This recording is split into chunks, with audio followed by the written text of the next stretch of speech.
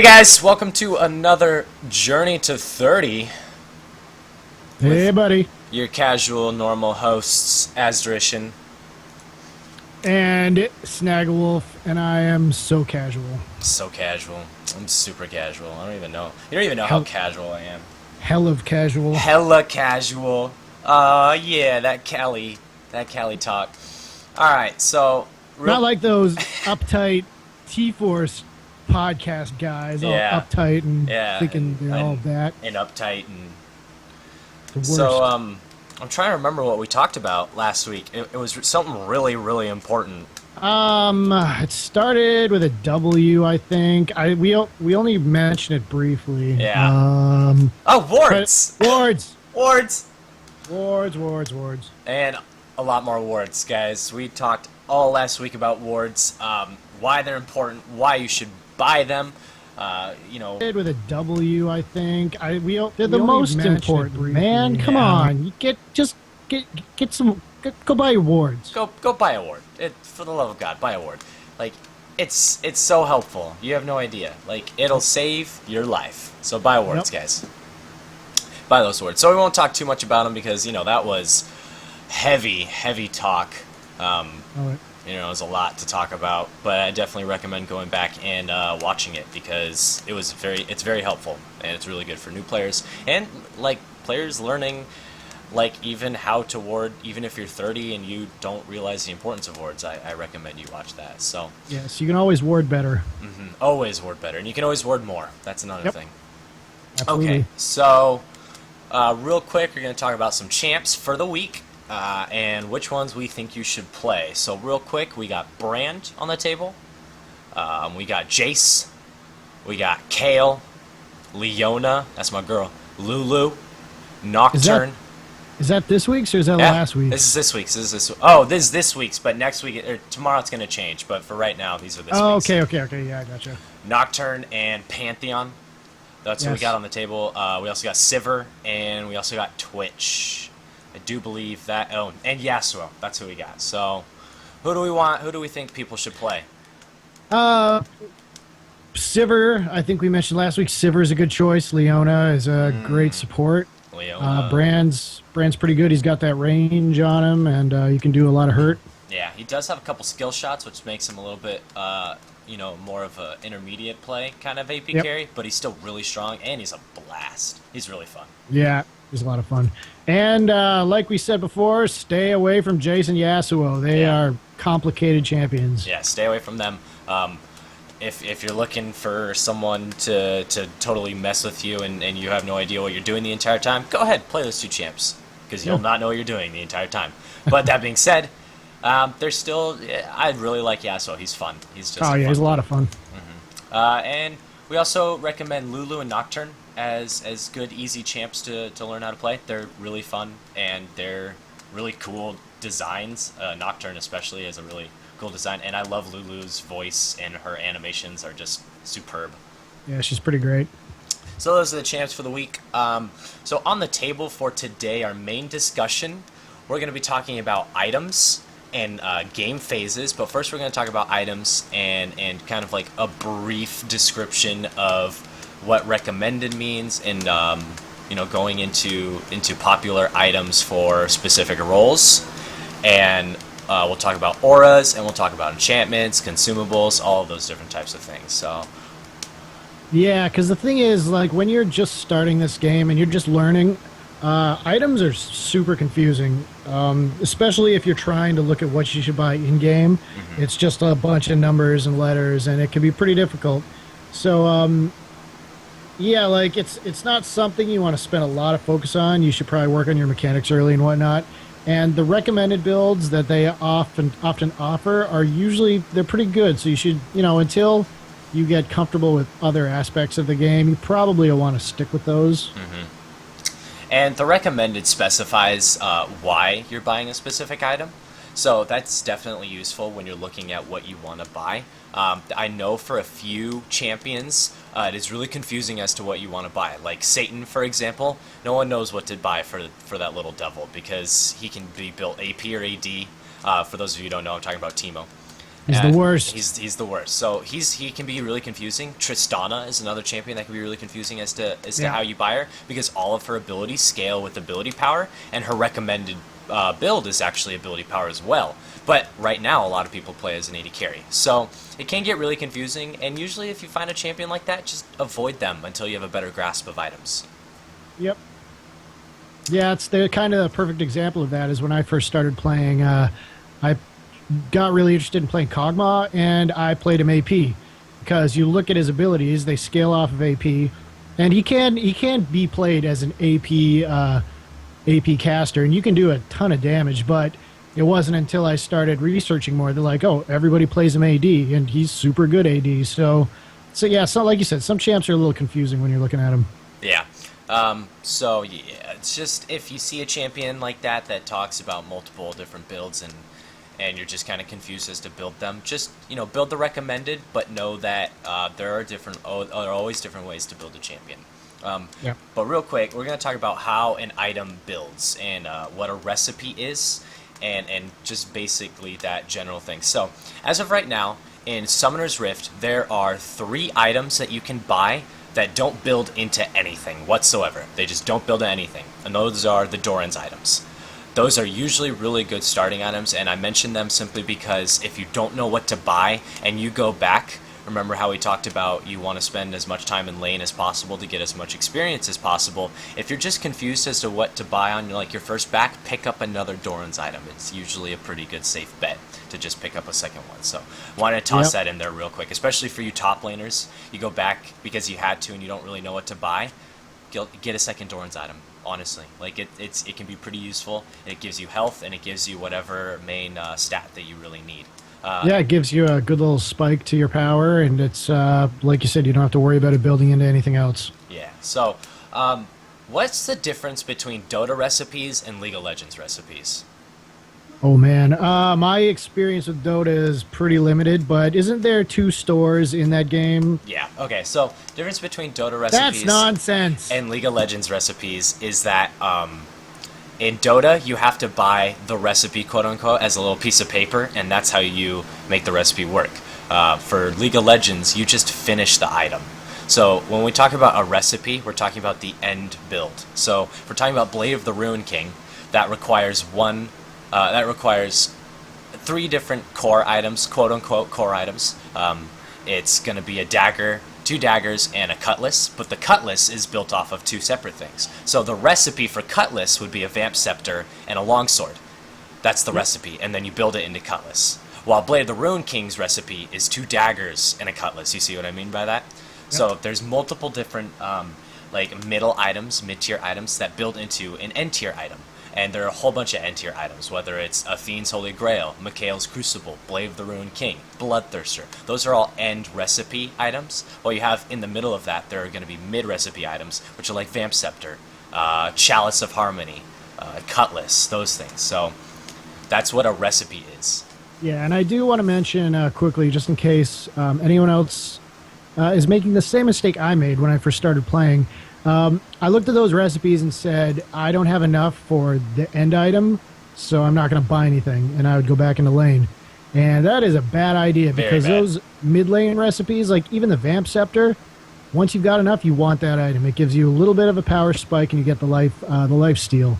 Waiting till you get the Blade of the Ruin King, like, you're just hamstringing yourself. Your opponent, if he knows what he's doing, is going to be buying those mid items, and he's going to be stronger than you. So definitely pick those items up. That may seem like super obvious to people who've been playing the game, but somehow I don't know what I was doing. But yeah, I made mistakes were made. So yeah, just pointing that out. Yeah. So, and that's a very good point. Like, if you see an item that you want to get, like Blade of the Ruined King, build the Vamp Scepter, finish up the Cutlass, and then finish up the item. Don't wait until you have enough to buy Cutlass, build it in increments, because that's how it works. That's how it's always going to work. You're never going to get all the gold to just insta-buy an item. That's just not going to happen. And if it does happen, then you're playing it wrong. So this is a pro tip. So that's kind of like a brief description of how items kind of work and build into each other. They are very confusing. So don't feel lost when you start looking at items. Just stick to the recommended. That's what we really honestly say. Stick to the recommended.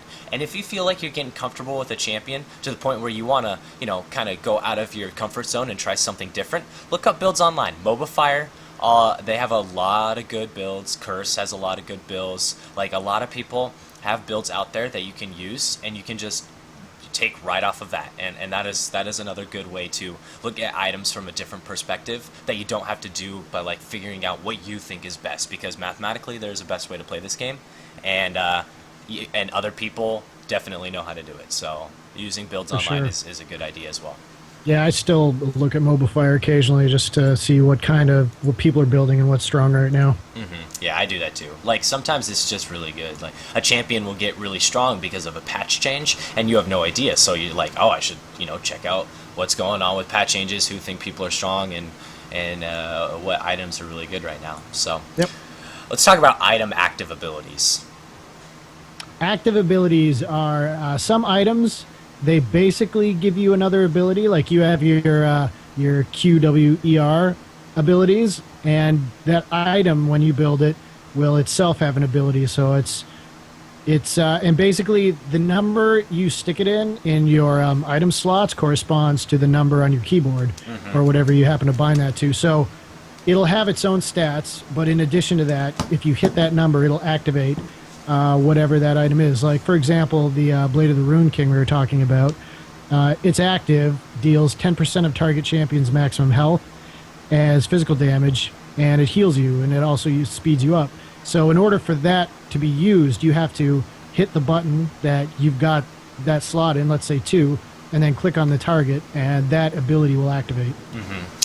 Pro tip for those of you that use a mouse with multiple side buttons, I personally have a Razer Naga Elite. It has 12 side buttons. Putting your key hotkeys in 1, 2, and 3 is amazing. Like, I love that. And your 4 will always be your totem. You cannot ever, unless you change it in the settings, it's always going to be 4. So when you're looking at items, it goes 1, 2, 3, 4 being the totem, 5, 6, 7 being the last 2 items. So just so you know, when you're starting to put stuff down and you're starting to get more familiar with actives, this is another good thing to think about when you're popping a pot. Rather than going down to click on it, just press 1 if that's where it is. Warding, same concept, just press 2 and throw it down.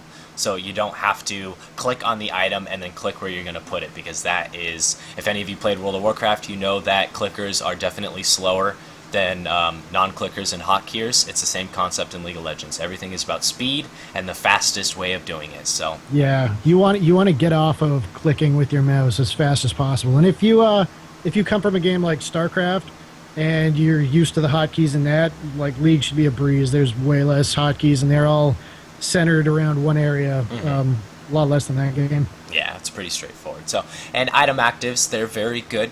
Just remember to use them. And I'm looking at 2 items in specific when I say remember to use them, because they can be game changing, like in a duel or in a fight. Blade of the Rune King being one of them, and Zhonya's Hourglass being the other one.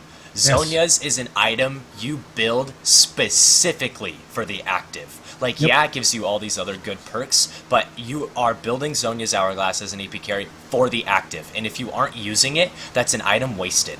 You might as well put that into something that you just don't need to worry about, because it's just wasted. So if you have Zhonya's Hourglass, just remember to always use it when you get into a pickle. For those of you that don't know, Zhonya's Hourglass makes you invulnerable for, it's like 1.5 seconds to 2 seconds. You can't attack and you can't be attacked, so you just sit there.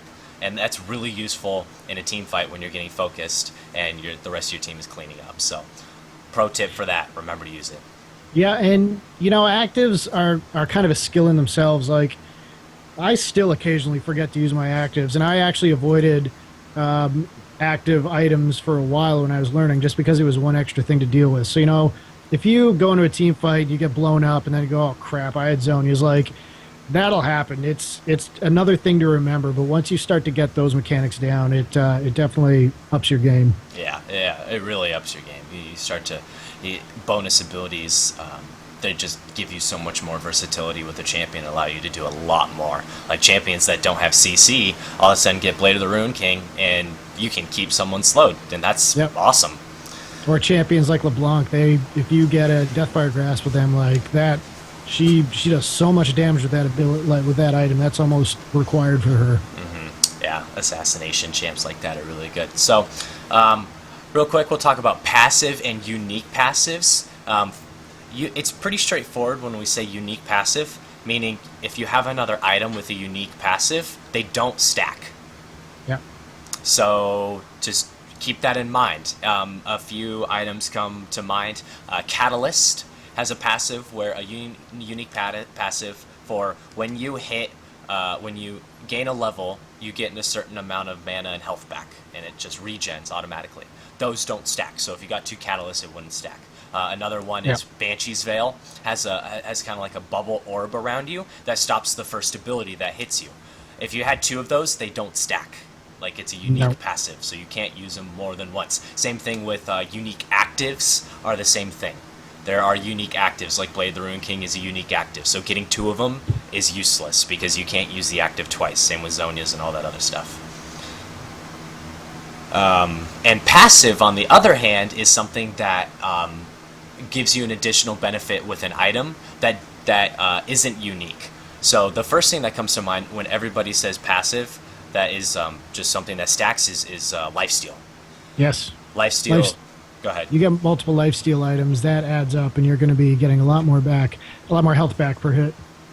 Yeah, that is a passive that stacks and is not unique, so you can keep putting on more and more to have more lifesteal, and that's definitely beneficial. So when you're looking at something and it says passive, know that it stacks. If it says unique passive, it doesn't stack, so don't buy the same thing. Quick note: tenacity does not stack. Yes. So that one lessens how long CC holds you down, and you might think, oh, I'm going to get a couple of these, and then no one's ever going to be able to slow me. But like we said, it doesn't stack. So you get one item with tenacity, you're good. And one item that doesn't include masteries. For those of you sitting in your 15s to 20s and you're looking at your defensive tree saying, Asderition, you're wrong, it does stack. You're right, it does stack. With masteries, the tenacity that you can get from masteries does in fact stack with the tenacity that you get in game. But you can't get Merc Treads and Zephyr. Yeah. So that tenacity doesn't stack. I mean, you can, you just need to know that you're not going to get those bonuses. Yep.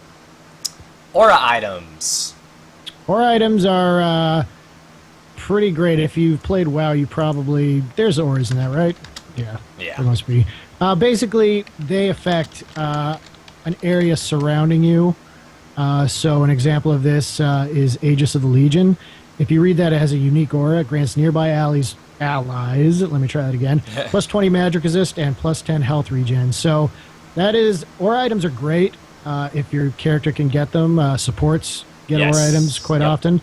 And that basically is you're providing benefit to your entire team. So that's they're pretty important to get. Yeah, they're really good. They're like hidden bonuses that you don't even notice, but they're really strong. So a few really good aura items are Zeke's Herald is a really good one. Is that still called Zeke's Herald? I believe so. Yeah, I think so. Okay, because it used to be something else, and I always get them confused sometimes. But Zeke's Herald is really good. It's really good for like a auto attack champion, like a support auto attack champion. It's really fun. I really like it on Leona, although I'm gonna get like people don't like it on Leona, but it's really good for you pairing it with like an AD carry. Another really good one is Abyssal Scepter that reduces the magic resist of nearby enemy champions. That's really strong on like AP jungler or even sometimes on an AP carry. If you know that you have a lot of magic damage on your team, Abyssal Scepter is a perfect buy because it reduces magic resist, and that's awesome for your entire team. And then Aegis of the Legion, which builds into Locket of the Iron Solari, I believe.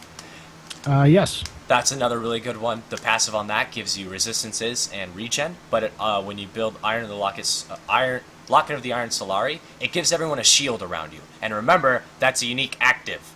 So you can't stack those. You can't stack the aura, and you can't stack the active. You used to be able to stack the active, but not anymore. You can't stack the active.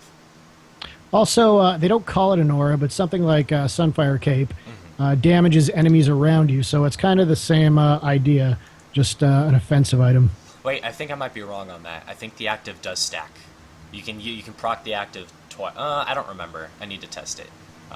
Don't quote me, but I don't think it stacks. But yeah, that's those are aura items. And some people have auras. Fiddlesticks and Sona come to mind. Fiddle reduces the magic resist of nearby champions, while Sona grants auras depending on what stance she's in. So, all right, enchantments. Enchantments. These are late game purchases. Typically, basically, the way the boots work is there's 2 tiers of boots. You buy your basic boots of speed, and then you can upgrade those boots into stuff like Mercury Treads or Sorcerer's Shoes that give you extra abilities. And then on top of that, you can build an enchantment on those boots. And those can be applied to any of the tier 2 boots. It doesn't matter which ones you have. And they provide their own abilities on top of that. So they're not like a must buy, I would say, but if you have the money late game, they can help you out a lot. Yeah. I would say that they're really, really good if you're playing if you're dying a lot. Investing 475 gold into getting home guard boots is actually pretty solid. If you're being in the middle of the fight and you're doing your job by just dying or peeling for your supporter or peeling for your AD carry or AP carry, whatever, and you just find yourself dying a lot, putting 475 into the mid game, into those home guard is actually a pretty solid buy, and that home guard is the only justifiable mid game buy for boots enchantments, because all the other ones are really late game and your money is better spent somewhere else. So yep, agreed. So those are enchantments. Also, they're not really called enchantments, but you can upgrade your totems, and it's kind of like an enchantment. It gives them a little bit of a bonus depending on which one you're choosing, and it allows you to do something more. So, like for example, the warding totem, when you upgrade it, you can choose to either upgrade it into a green or a pink upgraded totem. So you can get an extra ward or pink ward depending on what you get, and it's just a little bit of a bonus. That usually is pretty. It's a good buy around like level 11, depending on what's going on, because that longer ward ends up paying for itself in the long run. So absolutely, and we all know how great wards are here at Journey to 30. Mm-hmm. Wards. We love wards, and you should love wards, and you should tell all your teammates to buy wards because they're super important. Yes, you should. Okay, consumables. Since we're talking about wards. Yep. These are items that are basically one use, like a ward or like pots, mana pots. You buy them when you need a boost. Typically, you get the pots early game, and the wards you buy all game. And then there are also consumable items that often you buy later game, the elixirs. And those will basically give you big boosts. Like the Elixir of Brilliance gives you a big AP boost, Fortitude. Gives you an attack damage boost, and those are great to buy if you are maybe going into a dragon or a team fight and you need a little bit of an extra kick, or if you've just got a full build and you've got nothing else to buy. Just stack up on those items and they'll make you that much stronger when you go back in. Yeah, they're really solid buys.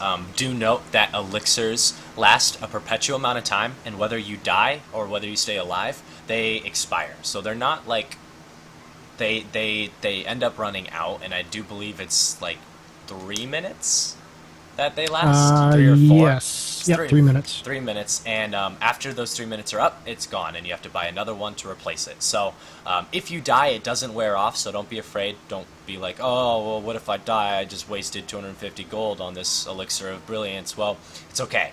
You're going to be back up. You'll still have it for a couple more minutes. It is time wasted with the elixir, but, all that being said, you're still going to get some benefit out of it. So, yeah. And the one item to mention is the crystalline flask. You use it like pots, but unlike pots, it doesn't disappear. It has basically 3 charges you can use, and once it's out, if you go back to the shop, it refills those charges. So it's a pretty good item to get. It costs a little more, but it lasts a lot longer. Yeah, that is a pretty good item. It's really good if you know you're going to be needing to sit in a sustain-heavy lane. So a lot of people like I like it on Akali and Nasus. I like it on both of them because, well, not Akali. I don't know why I said Akali. I like it on like Fizz in Nasus because it gives you mana and health, and that's really nice. And it's good for sustain. And I say Fizz specifically because you have to poke a lot to allow yourself some leeway in lane. And to poke, you have to use your abilities, so you need that extra mana, but you're going to get hurt at the same time. So, that's an awesome buy. It's just a really good buy for a lot of mid laners in general, simply because it gives you that sustain that you want, so you can get to 6 and you can start roaming and doing some other stuff. But yeah, that is Crystalline Flask. And that's consumables. So ranged versus melee items. Yeah, there are a few items that, while you can buy them regardless of your range or melee, they are geared towards a certain champion. For example, Runaan's Hurricane. Regardless of whether you are melee or ranged, you will get the attack speed, but the unique passive for a ranged character fires 2 extra bolts, which you're not going to get, obviously, if you're swinging a sword. The exception to that being Kale, who, with her E, turns her attack into ranged. But that's an important thing to look at, because when you're new, you may be looking through through the shop and you see, 70 attack speed. That should help Garen a whole bunch. I'm going to get that. But you are better off buying an item geared towards whatever role fits your character than, just clicking on it to get the stats and missing out on what else comes with it. Yeah. Actually, fun fact, another champion that can use Runaan's, and the only champion that can use both Runaan's and Hydra and get the unique passives of them is, Kale and Thresh. Oh, right, Thresh. Yeah. So for those of you who don't know or haven't played Thresh, Thresh has an ability called Flay. And when Flay is up, you do bonus damage. Well, that bonus damage that you do in that one auto attack is considered melee. But every auto attack after, if Flay is not up and you aren't charging from blue to yellow to red, then that is considered a ranged attack. So the first auto is a melee attack, and then while Flay is still down and you're using and just continuously auto-attacking, those are all ranged attacks. It's really, really, really awkward and weird, and I don't expect you to remember it or anything like that, but just know that with Flay being up, it's a melee attack. With it not being up, it's a ranged attack. So it's really freaking awkward. Yeah, and you're not going to run into it much because Thresh is a support champ, but some people like to build him AD. I've run into a AD Thresh before, and he is a monster. Oh, it was terrible. I had nightmares afterwards. He just destroyed me top lane. Yeah, it's fun. But yeah, that's that. And the other ranged item the other item that is specific to a subtype of auto-attacking class is, I mentioned it before, but Hydra. It's an item that you build from Tiamat and Vamp Scepter into Hydra, and it is the unique benefits that you get off of the ranged AoE is only for melee champions. Yep. So they kind of give you 2 AoE abilities, and one is for ranged and one is for melee. So that's that. Remember when Tiamat was awful? Like, it just wasn't cost effective to buy? It's like, it was like late season 2, and like no one bought it because it's just garbage. That was before my time. I remember that. And that's the other thing too. To remember, as with most things in this game, items can change with patches, or be removed entirely. Like, ask someone who's played this game for a while about Heart of Gold. Heart of Gold. Heart of Gold. Just watch the tears flow. Oh, Heart of Gold. Yeah, it still makes me sad. That item was so good. And Force of Nature. Oh, yeah. Force of Nature. I miss that item. I missed out on those, so it's just like I hear legends of these items, just like, I remember Heart of Gold. It was because Force of Nature stands out in my mind as being iconic, simply because there's 2 items right now that give you massive defenses. There's Warmogs, which is armor that gives you an insane amount of health, and then there's Thornmail that gives you an insane amount of armor and reflects damage back. But there's no massive heavy item for magic resist. Well, Force of Nature was that item. It was the heavy magic resist item that I miss it so much. Sometimes I'm like, bring it back. But anyway, that's a brief rundown of items for you. If you have any questions, always feel free to ask us on Battle Arena at DreamForcePodcast.com or add us in game, and we can always give you advice on those. But we are going to transition over to game phases right now in our last 15 minutes. Yep. Game phases are they're tough to understand, but it's split up into three different phases basically. You have the early game, which is usually called the laning phase. You have the mid game, which I tend to call it the objective phase, and then the late game, which is like the closing phase, to where it's pretty difficult to see at what point you're in which phase.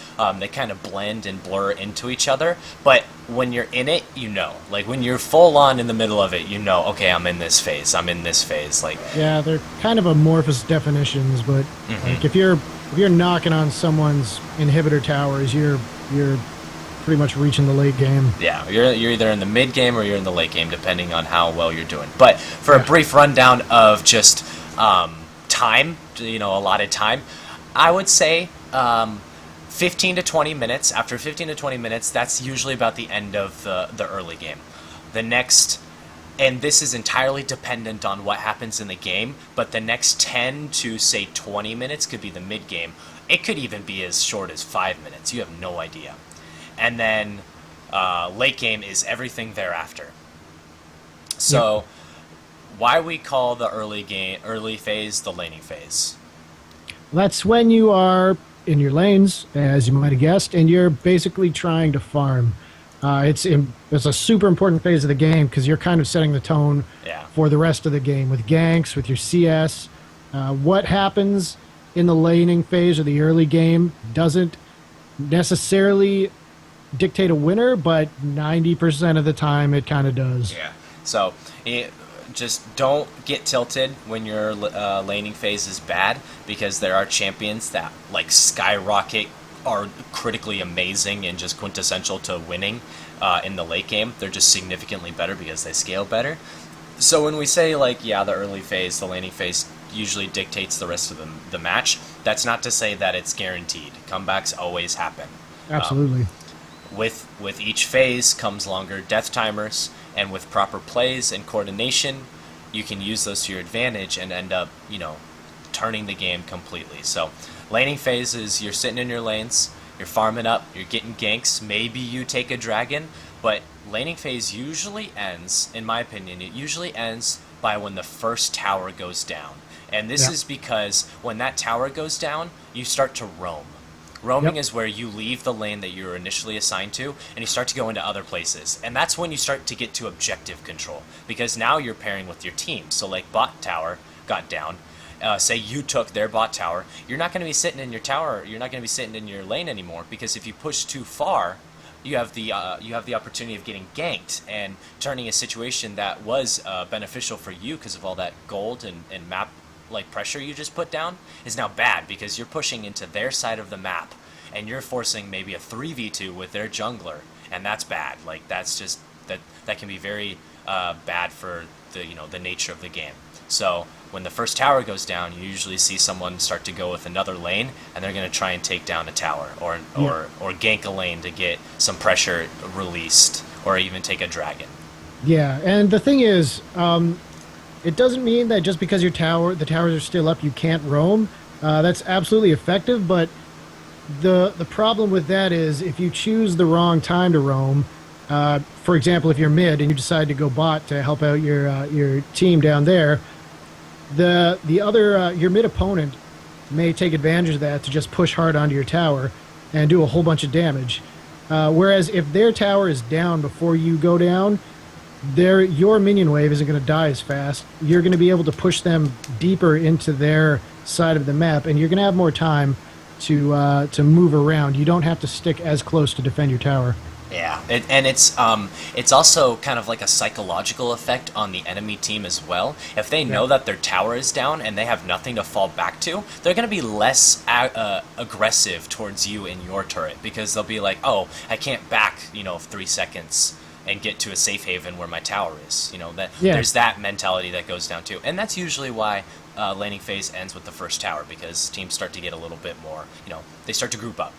Yeah, and like we mentioned in the warding episode, when that tower goes down, you have so much more freedom to go into their jungle, and they have to be so much more careful because, like you said, they don't have that safe haven to jump back to their tower. Yeah, wards, guys. Wards. From here on out, we will always be talking about the importance of wards until it is second nature to you. Like, you should be bragging about how often you ward and be like, oh man, look at that coverage because I'm a boss. Like, wards. Absolutely. So the mid game. This is debatably the most fun part of the game, and this really, you start to see who's strong and who's not, and who plays well as a team and who doesn't. And if you don't already know who's going to win, this is where you start to notice, like, oh, okay, we're starting to see what we're capable of. We're starting to see where our strengths are and our weaknesses and where we need to work on and what's going on. Like, for an example, a composition that team fights really effectively, you're not going to see that in the early game because they're not going to be, like, as a team, full 5, maybe 4. You're not going to see that. It's always going to be, 1, 1, 2, and then the jungler doing his thing. But when you get to that mid game and you start to fight as a team, well, you may be down 4 kills, but oh my goodness, you have CC for days and you have AoE and you take out an entire team. You may be behind, but your team fight's just better. So this is where you start to see who is shining on a team as well. Yeah, and kind of speaking to the opposite side of that, like, it's almost a different skill set. Like, you can be really good at laning, you can be great at last hitting, but then once that tower goes down and you start moving around the jungle, you've got to even more so have eyes on the back of your head and be aware of your positioning and know where everyone is, because you can do a great in lane and then get caught in their jungle or your jungle and die 3 times, and suddenly that CS doesn't count for quite as much because they're starting to come back on you, or they're having more effective team fights. Yeah, it's tough. Like, I know I definitely struggled with my mid-game for a while. I've always been really good at last hitting because I played Dota, and for those of you that played Dota, you know the idea of denying, so you're constantly managing your auto attacks, and if you played Dota, you're pretty good at last hitting and CSing, so... Sure. I was really good in the laning phase, but as soon as I went into the mid-game, I had a serious problem because I didn't know what I was supposed to do.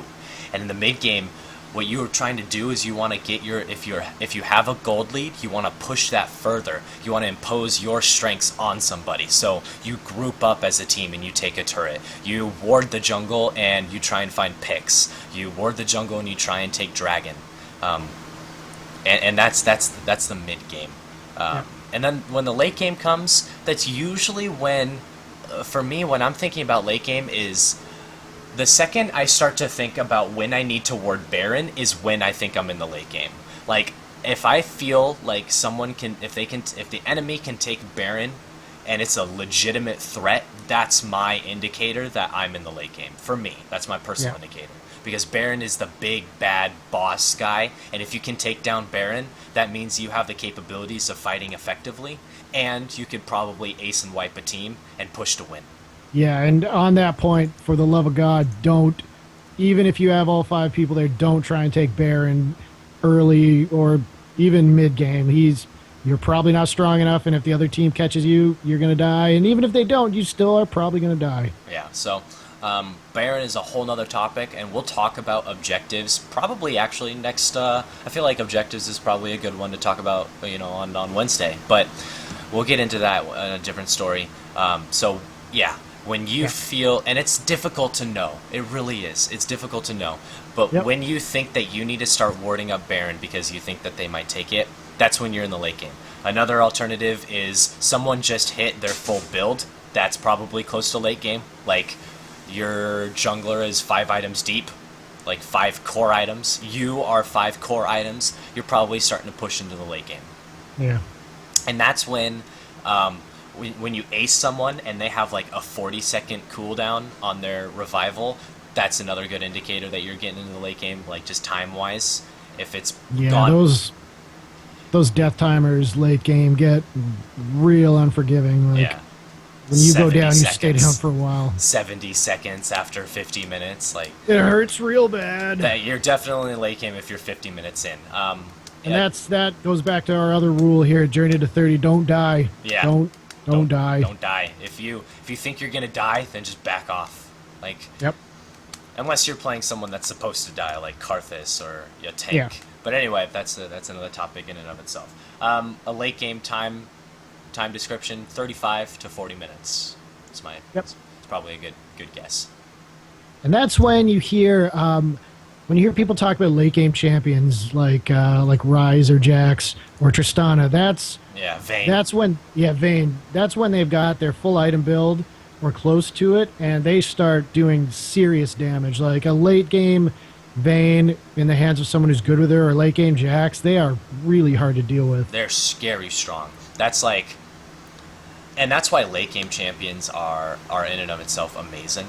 If you want a list of late game champions, here they are. And he said most of them. Yeah, Ryze, Vayne, Yasuo, Tristana, Nasus, all of those guys are amazing late game. Like, seriously, straight up scary. Viger, scary champions in the late game. But early, good, really strong early game champions are people like Caitlyn is really strong in the early game. I think LeBlanc is pretty strong in the early game. Nidalee is pretty decent, I think, in the early game, especially right now. Xin Zhao, strong in the early game. So these are champions that are like, they have, and these are usually champions that fall off. Nidalee doesn't fall off, but, Pantheon is really strong in the early game, but he definitely falls off in the late game. So falling off is where you just become less of a problem and less of a problem to the point where you can just probably be ignored. And other champions like Vayne and Ryze and Jax shine through as just significantly stronger. Yep. And that's why, like we said, if you have a rough laning phase, don't think that the game is over. If you're playing, Jax top or Tristana bot, you're a little bit behind, you can definitely still come back. If you've got one of those late game champs especially, you can... you play defensive, get some items, and you can start making a real difference. Yeah, so late game champions are pretty good. And having at least one, you don't have to, but having one to kind of fall back on just in case is pretty strong. Jax is usually a pretty much permabanned right now because he's freaking strong. Like we say, he's a late game champ, but he gets 2 kills and he starts snowballing. He's just as good in the early game as he is in the late because he just rolls over everything. Yep. I like, if you're looking for maybe a late game champ to try out, I got into Nasus for a while, and the way Nasus works is his Q, every time you kill a minion with that Q, it stacks, you get more damage, and the bigger the minion, the more damage. And if you can kill a champion with it, it's, I think it's triple the amount that it stacks. I can't remember exactly, but if you're playing Nasus correctly, by the late game, you are, almost one-shotting champions. You're tearing down towers. He is a nightmare to deal with. Really fit Nasus. Yeah, Nasus is a really strong champion, and he's really fun. He also allows you to learn how to CS because you have to CS with him for him to be effective. And going into playing the champion, you need to know that. Because if you don't know how to CS, he will teach you how to CS because you'll fall off and you'll be bad and you'll get talked down to by your team, and they'll be like, dude, what's up with your stacks right now? Why are you playing so poorly? Nasus teaches you how to CS, and effectively at that. I played a lot of Nasus to help my CSing, so. Yeah, and he's tanky, and he's got some sustain, so he's somewhat forgiving as long as you're getting those last hits. Yeah. So we have it in here at what phase you should move on to Dragon. Baron is usually almost always a late game type of deal, but Dragon can be done in the early game, depending on the strength of your team and the composition. For a good indicator, whenever you're anticipating trying to take a objective like Dragon or Baron or even a turret, try and do so when you're at an advantage on the map. So if 2 people are down, taking Dragon is a perfect opportunity because you have the champion advantage. If you just killed 2 people in the bot lane, go take Dragon. Yeah, especially if your jungler's with you. Yeah, and if you guys are hardy and you have a little bit of extra health, that is perfect. Go take that Dragon. They can't stop you. It's all about contesting, and if they can contest you while you're taking Dragon, that's usually a poor time to try and take it. It's just bad. And always ward before you're about to take Dragon. Even if you think that you're safe, do it anyway. Yep. Get in the habit of warding. And try to keep the dragon, and then later on the Baron warded at all times. Just you want vision on those because you want to know when the other team's moving on it if they are, and you can either collapse on them or you can drive them off, or even if you can't get the objective, you at least know the timer on the dragon and the Baron. And timers are something that take a while to learn, but you won't know how long it's going to be till the dragon's up again if you don't see when it dies. Yeah. So, do we have anything else to talk about before we cut this loose and hand it over to T-Force proper? I think we covered most of it. Yeah, seemed pretty good. So we are going to start doing this on Mondays and Wednesdays, guys. My schedule, whether or not it allows me, sometimes we'll do it earlier, sometimes we'll try and almost always do it on time, but it might be earlier just because I work retail and it's a temperamental schedule. And it still is prone to change because I am currently in the process of rotating to another job, so that's kind of up in the air as well. So just so you know, we are going to do it again on Wednesday, and I think it's safe to say that we should probably talk about objectives. Yeah, that sounds like a good idea to me. So we're going to talk about towers, objectives, and Baron, and that is all we're going to talk about because there's a lot to talk about when it comes to those three things in particular. So stay tuned for next week. We're going to talk about when you should try, in Baron specifically, when we think you should push to take a tower, an inhibitor, and or dragon. Yep. And you can always follow us on Twitter, guys. I am at Asderition. And I am Doc_Chicken. And feel free to email us at battlearena@trinityforcepodcast.com. Go ahead and check out www.trinityforcepodcast.com. And this video will be up on the YouTube channel, youtube.com/tforcepodcast. So go ahead and like check and subscribe, and we'll love you for it. And always add us on in-game, Asderition and Snagglewolf. You betcha. Thank you guys for staying tuned with us. And about 15 minutes, T-Force Proper will be going live, and you'll have fun there. Take it easy, guys. Bye.